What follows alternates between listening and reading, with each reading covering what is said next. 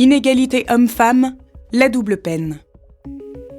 L'INSEE vient de publier une étude sur l'incidence de la venue d'un ou plusieurs enfants sur les salaires de leurs parents lorsqu'ils travaillent dans le secteur privé.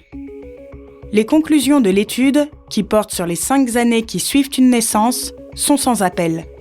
En général, avoir un enfant fait baisser le salaire des mères, mais pas des pères, et de façon d'autant plus importante qu'elles sont mal payées.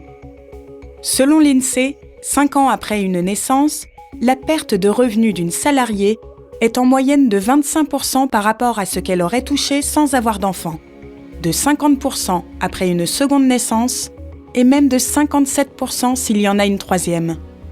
Mais il s'agit là de moyenne. En fait, les salariés les mieux rémunérés ne subissent guère de perte de revenus en cas de maternité. À l'autre bout de l'échelle salariale, les travailleuses les plus mal payées voient leurs revenus chuter de 38% dès le premier enfant. Cela s'explique bien sûr par le fait que, malgré tous les discours sur l'égalité homme-femme et les mesures censées promouvoir le congé paternité, les salaires des femmes restent de 25% inférieurs en moyenne à ceux de leurs collègues masculins, à poste et qualifications comparables.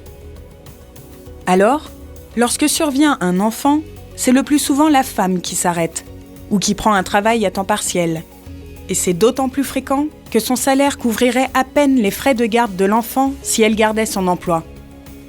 Les données chiffrées de l'INSEE soulignent un aspect de l'inégalité homme-femme au travail, la double peine infligée aux mères qui ont les plus bas salaires.